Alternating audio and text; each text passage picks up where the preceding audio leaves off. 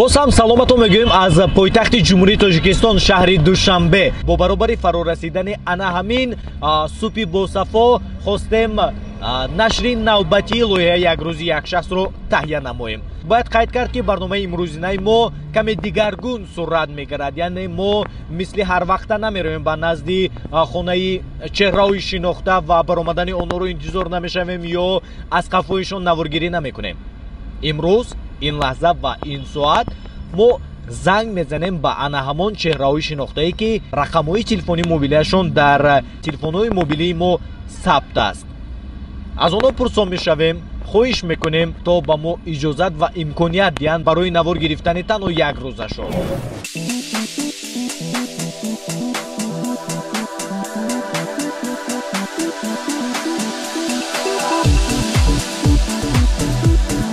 мо аз анаҳамин телефони мобилӣ нахуст рақами Суруш Холовро дарёфт намудем. хуб, зангаш мезанем.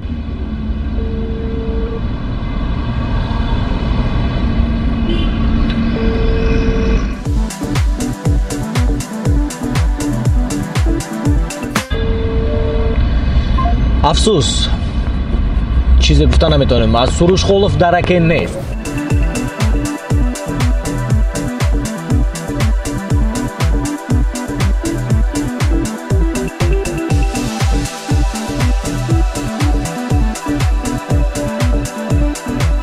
ин навбат мо рақами Меҳригори Рустамро дарёфт кардем. занги телефонӣ ба Меҳригори Рустам. алло, ассалому алайкум. ва алайкум салом. мебахшед, рақами Меҳригори Рустам не? Не, дигар ҷоғар.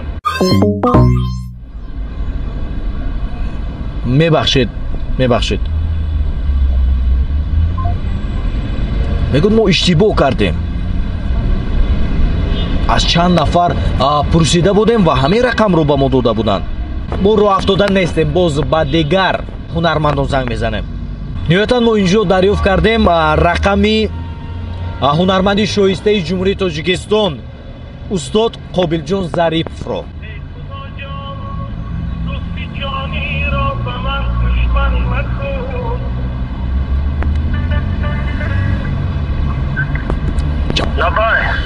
устоди азиз, ассалому алайкум. Ассалому алайкум. шумо наст, саломатитон аст? мо аз шаҳри Хуҷанд аз телевизиони Танин шуморо ташриш дода истодем устод. Саломат бошед бародарҷон. мо бо як барномаи телевизионӣ ба шаҳри Душанбе омада будем. мехостем камтар бо шумо суҳбат кунем. Саломат бошед бародарҷони азизи меҳрубонам. ман бо ҷони дилу деги камтар як ҷо ваъдагиам ҳамонҷо рафта содем. ман ҳама ваъда ки додам ҳамон соат мебод ман ҳамонҷо расам ваъда хилоф нестам. рӯзона хай акум аз шаҳр берунам бародарҷони азизи меҳрубонам. фаҳмо. агар оянда худо хаст вақти шумо худо хаст ҳам суҳбат мешам. худо хаст ҳоли барномаи хуб мекунем. устоди азиз, ташаккур мегӯям барои суханҳои самимиятон. саломат бошед. раҳмат устоди азиз, ҳазор раҳмат. дӯстон, чизе гуфта наметавонем, чун устоди азиз гуфтанд ба нафаре ваъда карданд ки ҳатман вомехӯранд ва ҳамсӯҳбат мешаванд. нахуд ин ки ба мо имрӯз муяссар нагардад ки мо аз рӯзи нафаре маълумот надиҳем. хуб, рӯ афтода намешавем. дӯстони азиз, ниҳоятан мо инҷо рақамҳои телефонии Бобоҷони Амонуллоҳро дарёфт кардем. Бобоҷони Амонуллоҳро мардуми вилояти Суғ хуб мешиносанд, чун ин нафар фаъолияти худро аз шаҳри Хуҷанд оғоз карданд.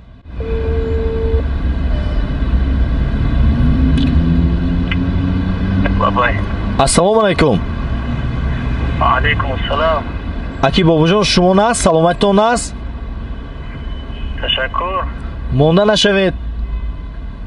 саломат бошед. ман Маҳмудхон аз шаҳри Хуҷанд аз телевизиони Танин. мехостем камтар бо шумо суҳбат кунем агар вақт дошта бошед. марҳамат бародар, марҳамат. мо ростӣ омадем ба шаҳри Душанбе бо барномаи як рӯзи як шахс. барои ҳаминам агар иҷозат бошад, имконият бошад, як рӯз ҳамроҳатон бошем. гап нест, чӣ банем мо рости гап дар ҳамон шабакаи интернети ютубда бисёр дидагем ин барномаи шумоя ростига ман барвақттар ният доштам ки манам дар ин барнома иштирок дошта бошам ё ки умуман мада писанд аст барои ман писанд аст ин барномаи раҳмат хайна имрӯз ки ба сои худ омадед пойтахти кишварба чӣ гуне нури дида ҳазор раҳмат аки бобоҷон шуморо чӣ гуна метавонем пайдо кунем дар куҷо ҳастед ман ҳозир ростига нав аз хона мана биромадам хоб кор мерам кор тарафи корхона мерам хоб ҷои кори шумо ҷои кори мо ҳамун назди қасри миллат кумитаи телевизион ва радио шабакаи аввал мошин фарма такси фарма не ташвиш накашед то омадани шумо мо ҳам кӯшиш мекунем ки ба назди коргоҳи шумо ҳозир шавем аз хонаи ман як 20-25 дақиқа роҳ аст хоб шабакаи аввал маркази шаҳрда маркази шаҳр ҳамҷа бо мехӯрем баъд суҳбат мекунем давомаш ҳазор раҳмат мо ҳозир ҳамон ҷо мешавем саломат бошед ҷонам хадяка ҳама хизмат ва мо тайёр ташаккур раҳмат дӯстон аз ин лаҳзаи хурсандӣ дигар бароимон нест зеро мо қаҳрамони барномаи имрӯзаро пайдо намудем бобоҷони амонулло дидед мо аз таваккал сафтро оғоз кардем чӣ мешавад ва ҳар инсоне ки пеши худ мақсад мегузорад ҳатман ба мақсадаш мерасад мо низ гурӯҳи эҷодӣ мақсад гузошта будем ки имрӯз бояд аз рӯзи ягон ҳунарманд маълумот диҳем имрӯз ниҳоятан мо аз рӯзи бобоҷони амонулло ба шумо маълумот медиҳем аз пойтахти ҷумҳурии тоҷикистон چشمه که باشود از عشق به نام نآید هرگز افسانه عمری ما به غم نآید هرگز یک لحظه دیدار و یک دم این جدایی آسان نپندار اصلا عالمی آشنایی یک روزی یک شخص برنامه رنگین است یک روزی یک شخص جالب و دلنشین است یک روزی یک شخص برنامه رنگین است یک روزی یک شخص جالب و دلنشین است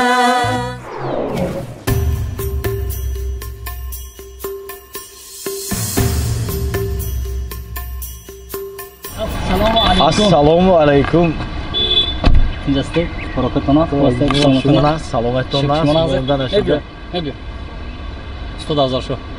шумо нағз бародар инҷастед алҳамдулилла шумо нағз аз куҷа либосони шуморо ҷустуҷӯ карда омадем зинда бошед раҳмат саломатон аст аз телевизиони танин ҳамон барномае ки гуфтем беҳтарин бахши ма ҳамин чӣ бемол умуман истеъмоли сақич истифодаи сақич ба организм фоида ҳам дорад ҳаракатон аст ҳама соз хуш омадед ҳамин корхони мо ба ҳамин даргоҳ хуш омадед бародари азиз дар ин ҷо ҳама ҳунармандои беҳтарини мамлакат беҳтарини республика хуб аки бобоҷон худи шумо чун гуфтед дидам аз сомонаҳои ютуб барномаи мо аз барномаҳои дигар каму беш фарқият дорад аз оне ки мо камтар ташвиш медиҳем эҷодкоронро яъне як рӯз ҳамроҳашон ҳастем ҳар ҷое ки мераванд ва чун саволҳои зиёд дорем ва агар шумо иҷоза диҳед имрӯз тамоман беҳтарин ҳамин имрӯз мо дар ихтиёри шумо ҳозир мошинба мешинем хуб устод афзалшо гузаштан ҳозир бо ҳам мерем кани бинем чӣ хизмат кас мефармояд давомаш баъзан маълум мешавад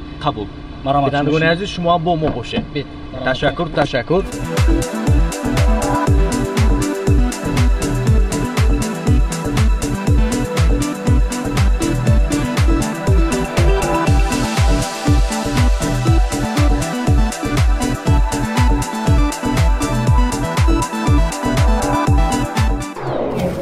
бинандагони азизу арҷуманд чӣ хеле ки шумо тамошо карда истодед мо айни замон ҳамроҳи бобуҷони амонулло ва наворбардорамон дар роҳ ҳастем ва шитобон рафта истодем яъне пай бурда истодем ки бобуҷони амонулло серкор ҳастанд саросима ҳастанд ва мепурсем сабаб дар чист ҳозир устод афзалшо устоди азиз мо як чӣ мегӯям клипа наворбардорӣ карда истоданд ҳозир як қисмаша наворбардорӣ кардан ҳозир ҳам кас гуфтанд ки ба як ҷо биё ҳамон адресе ки ҳам кас пешниҳод кардан ҳамҷо рафта истем ман албатта аз шумо маъзарат металабам ки бар замми ин қадар серкориятон мо боз кори иловагӣ зам намуда истодем кори мо ҳамин аст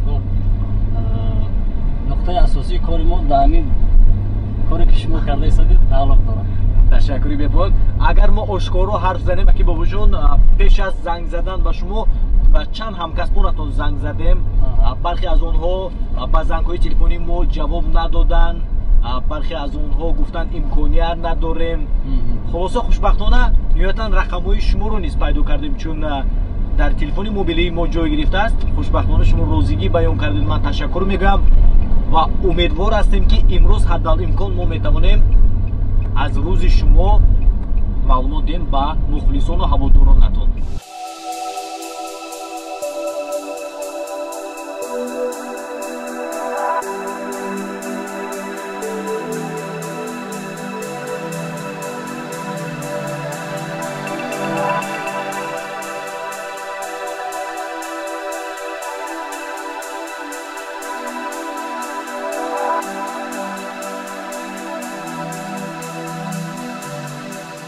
бобоҷони амонулло ҳунарманди ҷавон бо истеъдод ва аллакай дар соҳаи ҳунар, дар ҷодаи ҳунар аллакай роҳи худаша, пайроҳаи майдаки худаша дорад. акнун ин шоҳроҳ шуданаш дар кор, барои меҳнат кардан дар кор, барои мардум содиқона, барои тоҷикистон, барои давлат, барои роҳбари давлат. ва ҳамина ман аз худо умед дорам ки яке аз ҳофизои машҳури на танҳо тоҷикистон, берун аз кишвари мо, ҳама форсизабонҳои дунё бояд донанд, эътироф кунанд, гӯш кунанд, лаззат баранд. ва албатта ҳунар чашмаи зоянда мегӯяд Саъди Широзӣ. ҳамин ҳунара агар ҳар рӯз сайқал додан гиред, ҳунар ҷило метиҳад. барои ҳамин ман орзу мекунам ки бобоҷони амонулло дар байни устодои санъати тоҷикистон тарбия ёфт. мо ба воя расида истодааст. мо худо мо устод ҷӯрабеки азизи мо, ҷӯрабек Муродов тарбия кардан. дигар устодо ба худам мегӯям, доимо мегӯям ки ҳамеша чизои ба маънӣ, чизои барои мардум даркорӣ, чизое ки маъно дошта бошад, чизое ки халқа тарбия кунад, ҷавоноя тарбия кунад, ин чизои сурудан дар кор, чизои хондан дар кор ва барои халқи Тоҷикистон, барои мардуми ва обрӯи давлату миллати тоҷик ҳамеша сазовор будан дар кор. ва бар ин баҳори зебо орзу мекунам ки булбуло дар ҳамин вақт гулба шишта нола карда хонсодин. илем бобоҷонам ба монанди булбул ҳамеша дар санъати тоҷик, дар боғҳои зебои кишвари мо нола кунад ва мардум нолаи ширини бобоҷона шунида аз он лаззат баранд.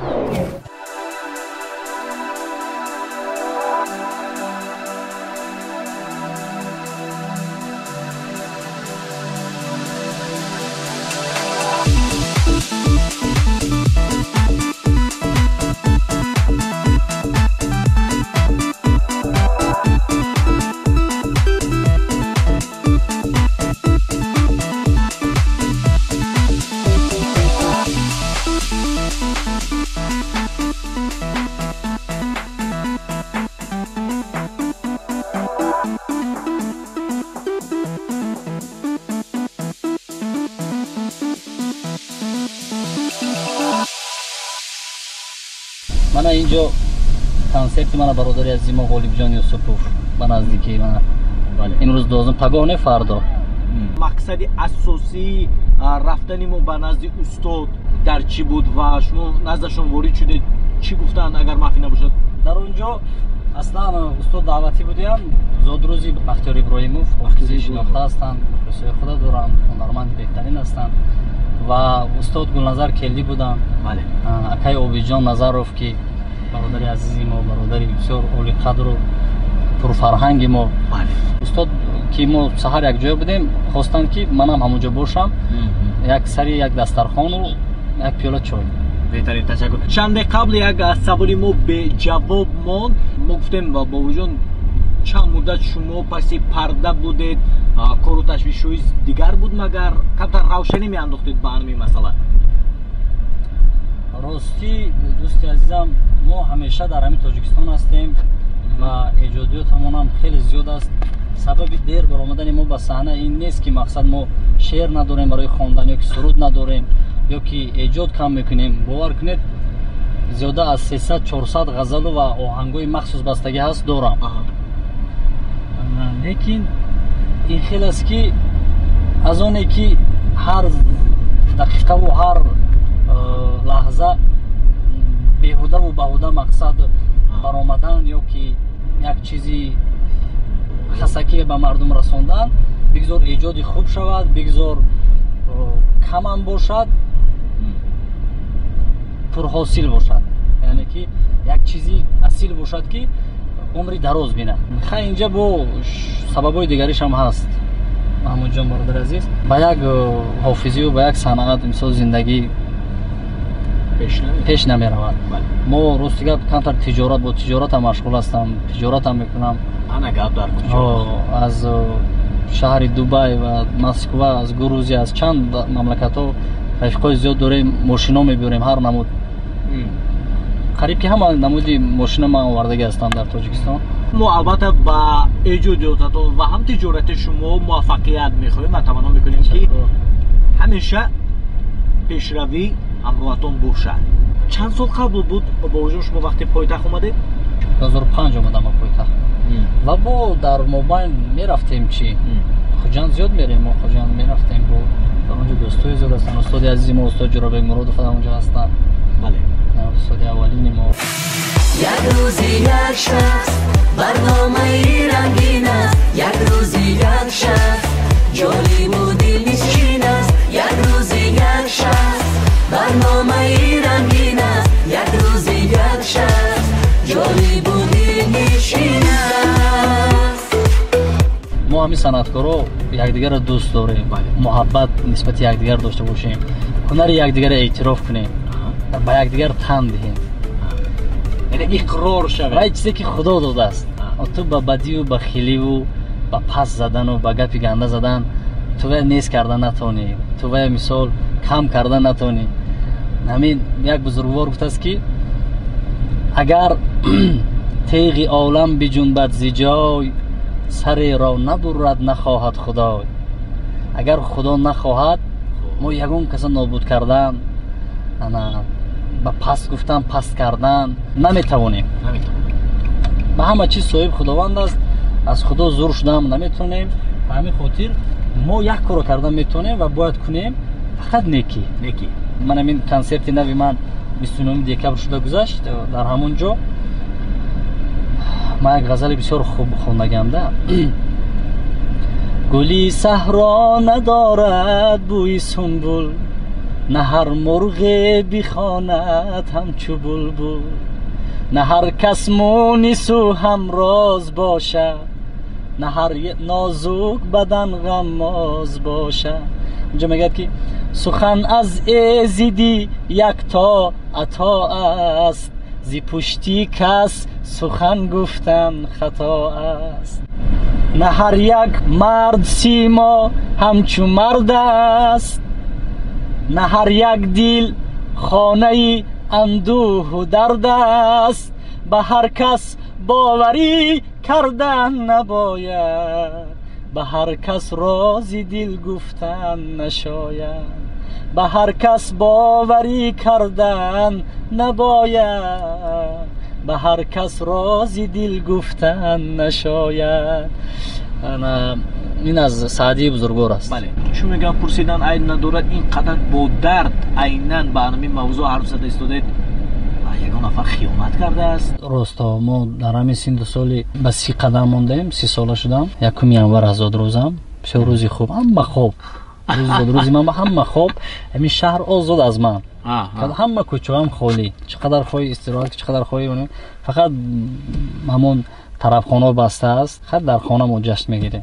من این دیسک برآمده است در شهر خوجندم، استودیو فریدون، استودیو برکت میدیا و در دیگر استودیو هم حتما که هست.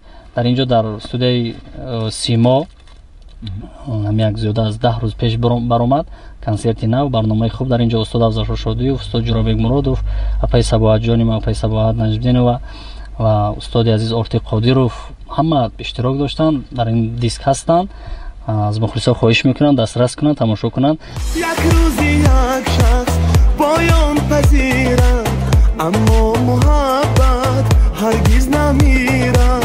در کوچه ای وقت با جستجوها، در خانه ای وقت با گفتگوها، با فکر شادمانی اندر این راه قسمت. هر لحظه باشد سنجش، هر لحظه باشد قسمت. با فکر شادمانی اندر این راه قسمت، هر لحظه باشد سنجش هر لحظه باشد قسمت یک روزی یک شخص برنامه رنگین است یک روزی یک شخص جالب و دلنشین است. بینندگان عزیز ما در راه هستیم و تا رسیدن به مکانی لازمه ما از بابوجان عزیز خواهش میکردیم یک ترانه نوین خویش رو زمزمه نمایند. در وامی 2-3 روز ما تیار کردیم. زیاد دوست داشتم این شعر بعد از خواندن بعد از نوازنده خیلی خوش رو نواختگان از یک 4 مصرع از همون شعر سرود برای شما میخونم. برای مادرای عزیز، مادرای غم دیده، مادرایی که در قشلاق جا هستن راحت ندیدن، اکثرت مادرها روزی خوب ندیدن. مثال هست این خیلی زندگی انسان ها هر نمود است. مادرای هستن که نیمی عمرشون که کلی عمرشون به غم گذشته است و یک ناخوبی ها گذشته است یا که خوب گذشته است. همین شعر برای هم مادرهاست. سلام و صد سلام ای نور دیده ایا ای مادری راحت ندیده راحت ندیده تمنایم به تو یک عمر باقیست نبینم خار در پایت خلیده پایت خلیده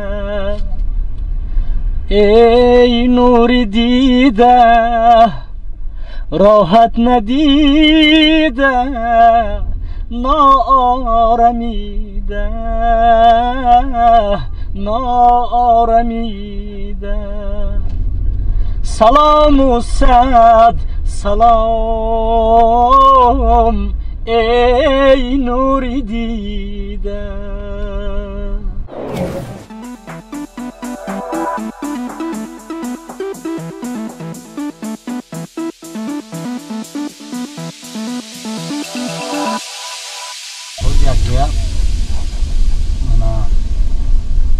با اجازت شما سر یک پیاله چای با هم یک پیالگی چای میگیریم عبید نیست روزی هم میکنیم بعدا با در اختیار شما گوید که خسته از خوجان رفت خوجان رفتن میگه ما مهمان هم پاس میداریم سمرقند گوید سمرقند حل میکنیم بخارا گوید بخارا انسالو جان بله بله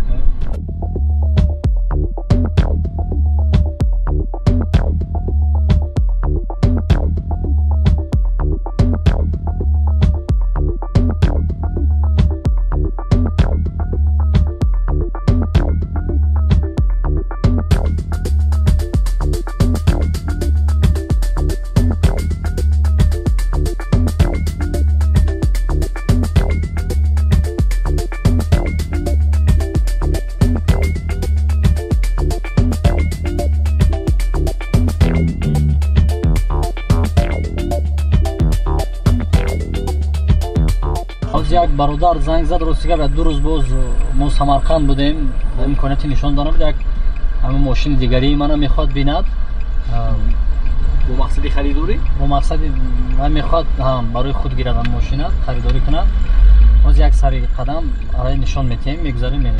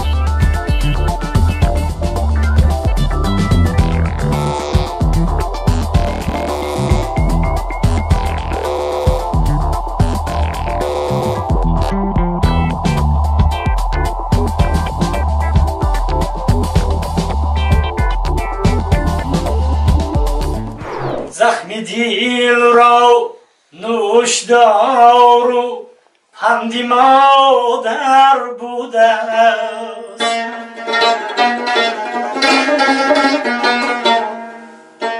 زخم دل را نوشدار و پند مادر بوده است.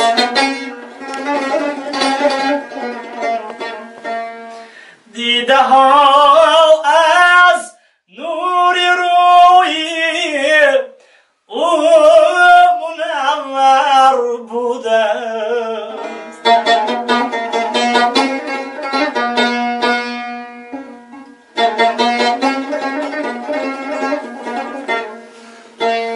کودکی هایم بیاد آید دلم گم میزنه.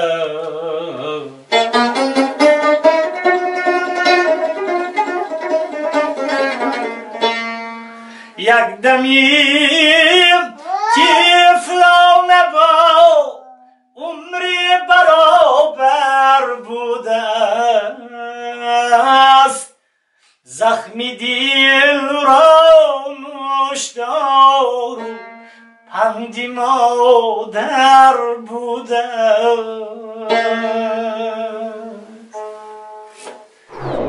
بینندگان عزیز و ارجمند، مراجعه کرده گفتنی هستیم که عین زمان ما قرار داریم در خانه استقامتی هنرمند شناخته کشور عزیزمون، جوانی با استعداد، صنعتور اصیل باباجان امان‌الله و انا همین چهره‌های نورانی که شما دیده ایستادید پیوندان ایشان هستند، یعنی پدر باباجان امان‌الله، یعنی شاهستون خاندان، مادر عالی قدر انا همین خاندان و انا همین 5 دوسترویکانی که دیده ایستادید فرزندانی باباجان عزیز. و این لحظه از شما خواهش میکردم که درباره انا همین کودکان عزیزتون و درباره انا همین فرشتگان خاندان کمی حرف میزدید. تشکر، خوش آمدید پیش از همه از شهر خوجند باستانی.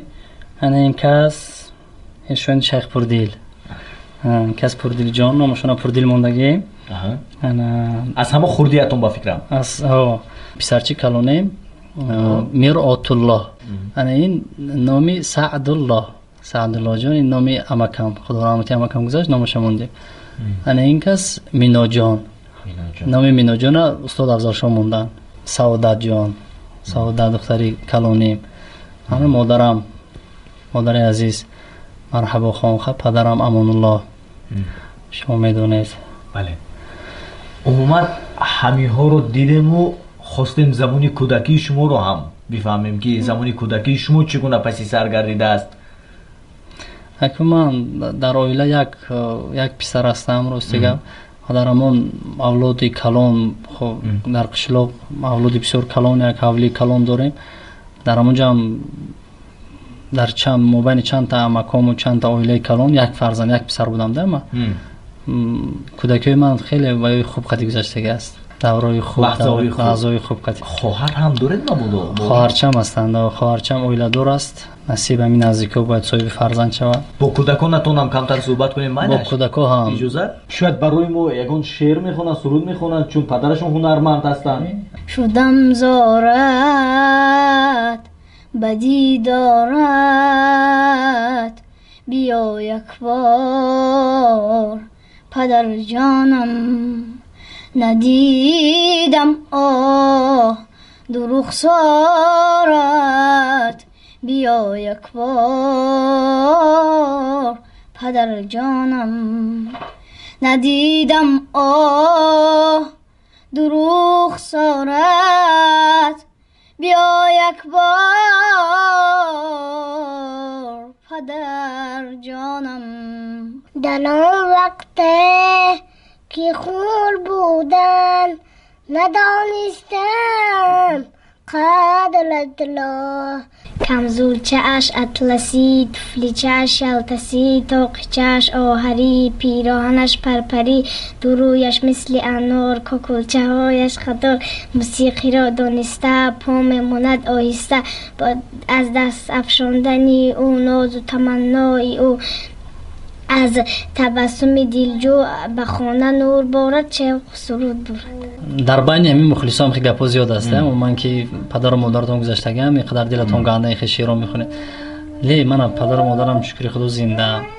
پدر و مادر خودم. حافظ سراینده باید دردی مردم خونه. دردی روز خونه. بله. نه فقط دردی خودشه. باید دردی خودشه یک نفر به دردی خودشه در مابین میلیون ها نفر خوندن حق ندارد اصلا. و بهانه درد دیگران میشه. مثلا من شعر پدر مادر که بسیاری پدر و مادر میخونم من درباره پدر و مادری که نیستن در حیات همه خیلی است مضمونا. یکی من دردی مردم رو میخونم. از مردمی که مثلا به پدر و مادر است که پدر و مادرش خود جوان گذاشته است مثلا به این دلشون رو برورن سبک شوند. بله. پیش از سراییدن چنین ترانه‌های از پدر و مادرتون پرسان میشود که یعنی اونا راضی هستند که چنین در چنین موضوع شما سرود سرای بله من میپرسم اینا با میدونن که آخه من باید چیزی میخونم برای مردم خونم دردی مردم خونم دردی روز باشد انا برای هم از سراییدن یگان ترانه پشیمون شده بودن چونی حالت شده بود بودا؟ نه تا حال نشده است. چندی قبل آوازهایی به گوش ما رسید که گویان که شما از عائله خود جدا شده باشید همین آوازها تا کجا به حقیقت نزدیک هستند؟ این آوازها عموما حقیقت ندارد. ما شکر الله با عائله‌ام زیاده از 12 سال است که زندگی داریم. من 5 فرزند نازنین. یگان وقت نه جدا شدیم نه جدا بودیم. من عائله‌ام را پیش از همه دوست می‌دارم. همسرتون از دادگاهتون؟ همسر من از قراتگین است. قراتگین از نورآباد میگن. قراتگین نورآباد غرم تاجیک‌آباد. در زندگی از چگونه انسان ها می‌هراسید و نمیخواید روبرو شوید نمیخواید همکاری کنید نمیخواید حتی گفتگو کنید انسانایی که برای دنیا شده برای همین نفس دنیایی و حیات دو روزه شده پس فطرتی میکنند و بدبینی ها و بخیلی ها و چی میگویند نوجوان مرد از همین چنین از همین گونه انسان ها میترسم و بزرگوارای ما هم گفته گذاشتن که عالم شدن آسان آدم شدن مشکل. مهم از همه در زندگی انسان بودن انسانی کامل بودن در دیگر همه انسانی کامل که شدی خردت که بلند باشد خردمند که شدی دیگه همه چیز خودش تو رو پیدا میکند و خودش در گرد تو میگردد. مقصد یک همین انسانی کامل بودن خردمند بودن همه این چیزا خودش دعوت میکنه. بله. بابا جان کودک بود با یک ستیلک چاپه میمون دختره عمکش گیر جمع میکرد و تبلک میزد اونوی رقص میگفت. این همی شوق همین صنعت از کودکی بدلش بودیه. بعد میخوند آوازی تازه خشری داشت مایده بود همین 4 ساله هم خیلی بود و میخوندم آوازی خشری میخوند با یک شعری که هندی میخوند کم با یادم میاد کم با میبره 2 مصرع میخوند و بعد همین ستیل سخت تبلک میزد اونوی رقص میگفت با همین الهام آهسته همه خیلی موند به دلش. بعد تو صنف 8 9 10 خواند با اومد تا خجم سال داداش بسیار دستگیری کردن بسیار دعوا کردن با همین دعوادار پدرش. بعد همه خیلی با چریک شد حافظ شد مایده با خودش کوشش کرد و هم خیلی حافظ شد. خواهد کن آوازی هم مساعد کرد ما محقول ما هم حافظای دوست میدارم و نیکی فرزند خودم وقتی که خون دلم کم چه خیل میشه هم حافظای دوست میدارم همش حرمت میکنم. اگر همه بیرون برون میگن صورت حافظ بیرون باشه تکی پو میگیرم توضیح میکنم کسیم میکنم که حافظای تکی پو نکنم. از زمین آن ریزه ها را چیدم مالم به چشم نان گرم و مهنتی را دیدم مالم به چشم چون که من هم در زمانی خود در افگر بودم خوش چین و باغبند و داست در بر بودم. از زمین آن ریزه ها را چیدم مالم به چشم نان گرم و مهنتی را دیدم مالم به چشم.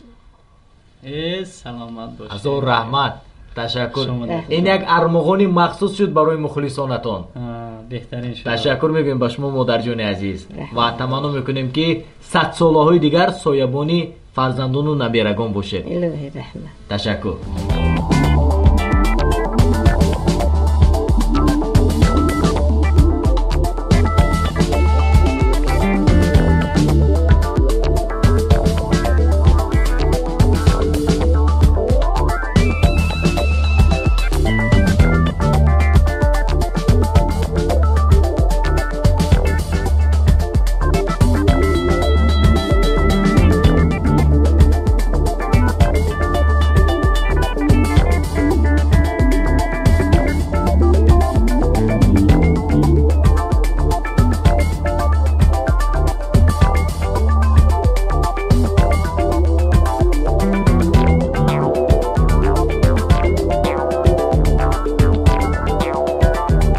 ای نام تو بهترین سرآغاز، به نام تو نام کی کنم باز.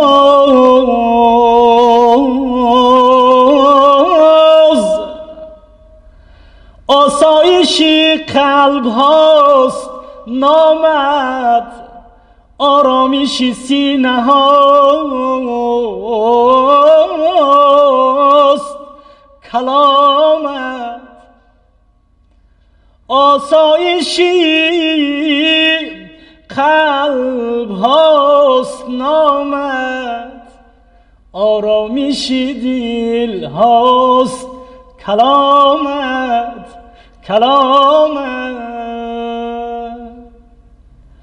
اگر آن طور که شیرازی به دست آرد دلی ما را،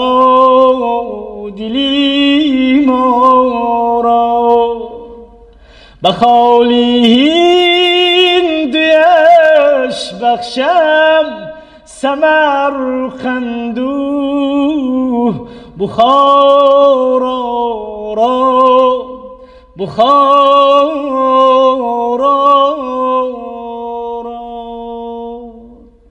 بده ساقی می باقی که در جنت نخواهی یافت کناری آبی رکن آباد و گلگشتی مسلا را. زنده باشید. حمد و ثنا میگوییم. تمنا میکنیم که آواز شما هیچگاه خسته نگردد. در صدایش شیره بسیار است. جست و خیزک آبک جویبار است. صدای طفل و خنده یار ناله نی و صوت چنگ و تار است. جان احسن. گرچنده که فعالیتی ما با صنعت و حافظی علاقه‌مندی نداشته باشم، لیکن من شخصا با همین صنعت و اون حافظانی که امروز هنرهای مردمی و اینچنین هنرهای کلاسیکی خلق تاجیک رو پیش میبرند احترام خاصه دارم. بابا جان امالله رو من از دوره‌های جوانیش میشناسم و مخلصش نیز هستم. وقتی سخن درباره بابا جان میرود، سخن درباره جوانی میرود که در جاده صنعت الکی به یک درجه معین رسیده است، سطح معین رو اشغال کرده است و سبک و اسلوبی خودش رو دارد و کم در کم حافظانی هستند که از دوره جوانی از قدم نهادن به جاده صنعت همین راه رو پیش میگیرند. بسیاری ها تقلید کاری میکنند، لیکن در ایجادیات و در صنعت بابا جان ما قریب که تقلید کاری رو نمیبینیم. و باز یک چیزی دقت جلب کننده و جالبی بابا جان از آن عبارت است که وای هم سرودهای خلقی میخواند و هم سرودهای کلاسیکی. خاصه سرودهای کلاسیکی رو باز با سبک خودش میخواند، یعنی با دراز کردن آواز و با نقطه های بلند، یعنی که همون اوج گرفتن رو در بابا جان ما بسیارتر میبینیم. و آن موضوع هایی که بابا جان داخل میکند و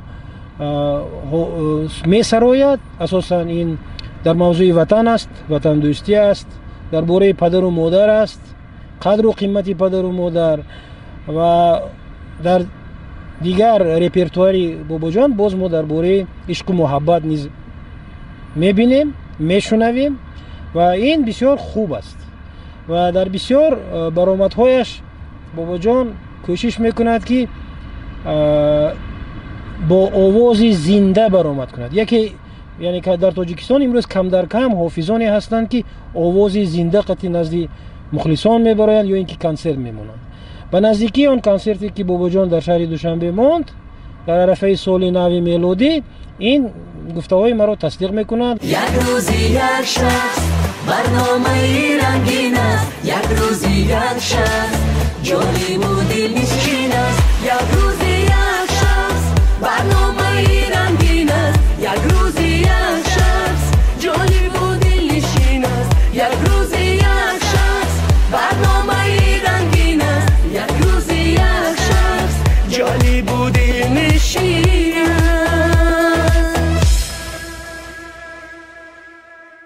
бисёр мавридо ба гӯши ман садо додааст ки аксарат мухлисот чунин фикр доранд ки бобоҷон танҳо сурдои классикӣ мехонад ё ба гуфти баъзеҳо шашмақом мехонад. бале дуруст аст, лекин мо дар мавридҳои саҳнаҳои калон, саҳнаҳои кушода, саҳнаҳое ки онҷо имтиҳон аст, онҷо назди халқ бисёр эҳтиёткорона рафтору сухангӯиву ё ки сурудхонӣ кардан дар кор, дар он ҷо мо аслан чизҳои якачин ва чизҳои пурмаъно мехонем, ки чӣ қадар мо аз назар гузаронда. лекин дар тӯйҳо, дар хурсандиҳо бовар кунед сурудои кӯлобишам мехонем, помиришам мехонем, узбекишам мехонем, репашам мехонем. наход реп хонед? Не, умуман да, мақсад ки аз уҳдаи ҳамаш иншоалло мо мебароем ва ҳатман ки мо ҳамун тӯя обод мекунем ё ки ҳамун мардуме ки мо бо эҳтироми зиёд даъват мекунад ба талаботаш ҷавобгӯ, ба талаботаш қонеъ мекунем ва хурсанд карда мебарем да аз куҷое ки мо таклиф шудем. албатта мо ба иззати нафси нафаре расиданӣ нестем бобоҷон. баъзе аз ҳамкасбони шуморо мебинем як барномаи консерти ё ду барномаи консерти пешкаши омма мегардонанд, баъд дарҳол муносибаташон дигаргун мешавад ва барои гирифтани пеши роҳи ана ҳамин гуна ҳолатҳо чӣ бояд кард ба фикри шумо? намедонам таъсири чӣ бошад. ҳаминҷа дуруст қад кардед. мо дар суҳбатҳои бисёр агар рафиқои самимӣ бошанд ҳамин гапҳои ман мегӯям. шояд ман хато кунам, лекин ба фикрам дуруст аз оқи чӣ ҷои хатоги мақсад бузургон мегӯянд ки нодида дид, давомаша мефаҳманд худашон. аслан зодгоҳи ҳамаи мо қишлоқ аст, деҳот аст. ҳама бояд поша дониста гузорад ва гузаштаашро фаромӯш накунад. Кӣ буд, чӣ шуд, ҳамино ҳамаша зери назар гузаронад. афсӯс мехӯрам ва бадбахтона ҳунармандои ҷавонои мо, ҳунармандое ки навкасб, дар бисёр маҳфилҳо мерем бо очки, бо имрӯз мод шудааст, шапка, бо ҳамин чизҳо бо ту суҳбат мекунанд, бо ту гап мезананд ва аксарияташ мо дар инҷо ном намегирем. дар инҷо мисол мо ба иззати нафси касе расидан нестем ва бигзор дар оянда дар бародарои мо ва шогирдое ки дар оянда тарбият меёбанд ҳамин чизҳо панд шавад ва ин чизҳо аз назари бисёр олимову бузургои мо ҳам ба онҳо сахт мерасад. ва ман ҳамчун ҳамкас ба инҳо гуфтанӣ ҳастам ки худа аз осмони ҳафтум ё ки аз инсонҳо фарқкунанда ё ки инсонҳо инсонанд, ту ҳунарманд ҳастӣ ё ҳофиз ҳастӣ, бояд фарқ кунӣ, бояд дигар кас бошӣ, бояд дигар хел мақсад, дигар хел сухан кунӣ, дигар хел рафтор кунӣ. Не охи, мо бояд намуна бошем, мо бояд аз онҳое дида хоксорта, аз онҳое дида самимона рафтор кунем ки озод. мисол мақсад чӣ? мақсад ман дар ягон боғ мегардам, дар ягон бозор мегардам, дар ягон ҷое мегардам, бигзор як кӯдаке ки аз тамоми бадиҳову некиҳои дунё бехабар аст, озод тавонад ки бо ман омада салом алейк кунад, суҳбат кунад, аз саволи худа дода тавонад. аммо чӣ? мо очкое мемонем ё ки خود دیگر خیلی میگیریم فرق کننده ما دیگر کسیم الکای ما باید فرق کنیم ما نورماندیم ما حافظیم اخی ما نه اخی برادر عزیزم نباید خیلی باشد این شاید از دانشی پست از فهمیشی پست میشه بیچاره همون کودک میترسد اومدن اینجا برنامه آزاد است بله و زندگی شخصی کس است بله درست هر کس باید فکرش بیان کند آزادانه مقصد در یک فرودگاه بودیم بیرون از کشور در خارج هم کورسم یعنی هم سبق من در همون چی میگن هواپیما یک جا بودیم و در فرودگاه پسی هم انتظاری میکشید که تو نوبت قطعی گذارید از چی میگن از گمرک از نظارتچی ها هم کورسم روبرو میبیند خدا بنادانی میزند حتی سلام قرض خداوندی نمیکنه به خاطر اونی که وای حافظ نمایان است انا به خاطر اونی که وای شاید فرق کند از ما سلام نکرد و دیگر هم کسبایی که ما بودن با من نه سلام نه یک دیداری نیک یک وای و کسایی هستند که سال 2002 2003 2000 سال ما در صحنه سرود میخوندیم در توی ها بودیم میدان بودیم که خدمت میکردیم آنها حال حافظ هم نبودن سراینده هم نبودن و از کوچه سراینده هم گذشتگی نبودن الان و یا سراینده های مشهور هستند در جایهای وام میخوریم در جایهای مثال هم نشست میشیم گویا نمیدونن نمیشناسن گویا وایها دیگر کسن آنها دیگر کسن ما دیگر کسیم اکنون دوستی عزیزم شما انسانی فرهنگی هستید همین ما جوان هستیم ما آینده باید کارهایی کنیم و خدمتایی نشان دهیم که نوجوانان از ما تربیت گیرند از ما مثال همین گپ‌های سبب اصلاحیشان شود اگر اهمیت داده باشد زیاده از همکسبان شما در اطراف خود شخصانی مسئول دارند به مثال سرپرستان به مثال اگر به اصطلاح روسی گوییم پرودیوسران یا باز دیگر شخصانی مسئول من در اطراف شما همچنین شخصان هستند متاسفانه من همین موضوع بسیار موضوع جدی است مهم است همین چیز در من نیست کسی نیست مثال که غیر از پدرم در بسیار کارم کمک میکنند و دیگر کسی نیست که مقصد در پهلوی ما باشد این استادای عزیزمون هستند حتما استادا هستند کسانی که مقصد یاردم میکنند کارت میکنند یک پهلوی کارت دستگیری میکنند مثال در دیگر دولت‌ها به پرودوسر به اسپانسر حافظ و پیش نمیرود بله حتما این چیز در کار است در ما نو تشکیل شده ایستاده است و من گفتنی هستم محمود جون که اگر باشد یگان جوان مردی با غیرت و نیکخواه و دوستداری صنعت ملی خود بیاد با من همکاری کند همچو یک پرودوسر یا همچو یک اسپانسر میتواند همه تویهای ما همه کنسرت‌های ما همه برآمدهای ما بگذار برابری همون انسان برابری هم زیر نظارت همون انسان باشد و ما همکاری میکنیم و راضی هستیم حتما امکاناتی وسیع در کار است مبلغ در کار است به مبلغ به امکانات به دستگیری این چیزا نمیشود ما در آرزوی اون هستیم که روزی کسی پیدا شود و ما رو دستگیری کند و صنعت ما تکمیل‌های زیاد و پیشروی‌های زیاد بیند شام که فرا رسید اصلا شام زیبنده بیان آرزوهاست میگن یک لحظه همین آرزوهای شما رو ورق گردان کنیم که در دل چی آرزوها دارید که حالا جامعه عمل نپوشیدن آرزویی که به نزدیکی ما عملی کردنی میخواهیم اولای ما اون نیت هست که در خوجند شهر عزیزمون و در شهرهای گرد اطراف خوجند ما حتما یک کنسرتی خوب و زیبا و بدون فنگرامه پیشکش میکنیم حتما با استاد عزیزم افضل ششادیوف هم یک نیت داریم به نزدیکی شاید ما یک کلیپ خوب کنیم برای مخلصای عزیز نیت های خوب هست من آرزو میکنم که پروازهای شما همیشه در نقطه های بلندترین صنعت باشد چون میگن صنعت سرحد ندارد و تمنا میکنم که صفی هنرمندان اصیل افزایند و تمنا میکنم که شما توانسته باشید در دیگر مملکت ها پرچم تاجیکستان ما رو پرافشان گردانید با شما هم تشکر سپاسی به پایان بگذار همیشه در زندگی و در حیات تنصیحت باشید، خاطرتون جمع باشد و به همین کسبی که پیش گرفته اید به قلای بلندترینش خداوند رساند شما دوستی عزیز. و به همه اهل فرهنگی جمهوریمون من همیشه خوشبختی و سلامتی و سرفرازی های زیاد تمنا میکنم. جهانی سپاس برای تمنیات های نیکتون.